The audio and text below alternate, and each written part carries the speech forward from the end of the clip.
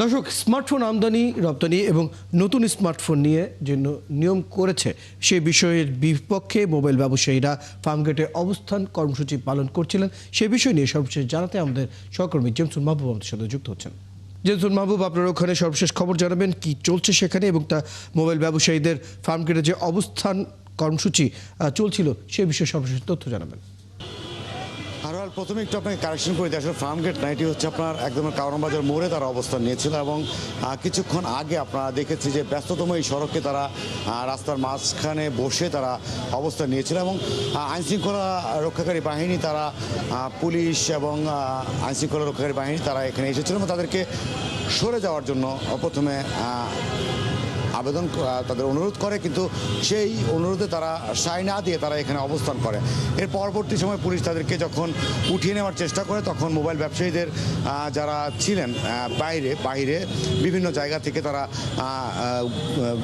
বিভিন্ন জায়গায় অবস্থান নিয়েছিলেন, তারা সেখান থেকে পুলিশের উপর ইট পাটকেল নিক্ষেপ করেন। এরপরেই আইনশৃঙ্খলা রক্ষাকারী বাহিনী প্রথমে আপনার জল কামান দিয়ে তাদেরকে সেখান থেকে সরিয়ে দেওয়ার চেষ্টা করে, কিন্তু তারপরও সেখানে অবস্থান করার পর আইনশৃঙ্খলা বাহিনী একটা পর্যায়ে তাদেরকে সাউন্ড গ্রেনেড এবং লাঠিচার্জও করে, এবং লাঠিচার্জ করে তাদেরকে এখান থেকে সরিয়ে দেয়।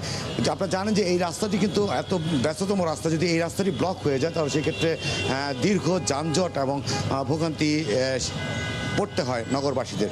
সেই কথাকে মাথায় রেখেই তারা আইনশৃঙ্খলা রক্ষাকারী বাহিনী তারা কিন্তু এখান থেকে তাদেরকে সরে যাওয়ার জন্য প্রথমে অনুরোধ করেছিল, কিন্তু তারা দাবি না মানাতে তারা কিন্তু পরবর্তীতে অ্যাকশনে যায়, পুলিশি অ্যাকশন, এবং সেখান থেকে আমরা দেখেছি বেশ কয়েকজনকে আটকও করা হয়েছে, এবং তাদের আবার বিক্ষুব্ধ মোবাইল ব্যবসায়ীদের ইটপাটকেলে কয়েকজন পুলিশ সদস্য আহত হয়েছে। সব কিছু মিলিয়ে কিছুক্ষণ আগেও কিন্তু এখানে একটি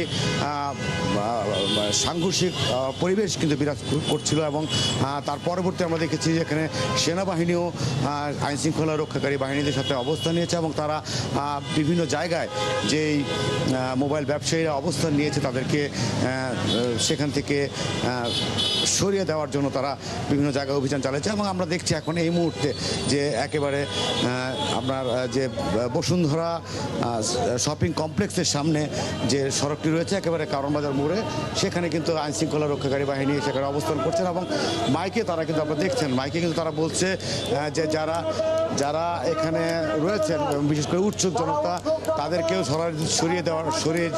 সরে যেতে বলছেন, এবং মোবাইল ব্যবসায়ী যারা রয়েছে তারা যদি কোনো অবস্থান নেয় সেইখান থেকে তারা সরে যাওয়ার জন্য তারা কিন্তু বারংবার মাইক থেকে বলছেন। এবং যদি এই অবস্থা যদি দেখি তার ভিন্ন চিত্রও কিন্তু আমরা দেখছি যে একেবারে বসুন্ধরা শপিং কমপ্লেক্সের সামনেও কিন্তু অবস্থান নিয়েছে মোবাইল ব্যবসায়ীরা। মানে এখন আমি যে জায়গায় রয়েছি সেটি কিন্তু কারণ বাজার মোড় থেকে বসুন্ধরা শপিং কমপ্লেক্সের একেবারে মাঝে, আমার পেছনে আইনশৃঙ্খলা রক্ষাকারী বাহিনী এবং সামনে হচ্ছে মোবাইল ব্যবসায়ী, তারা কিন্তু এখন মুখোমুখি অবস্থানে রয়েছে।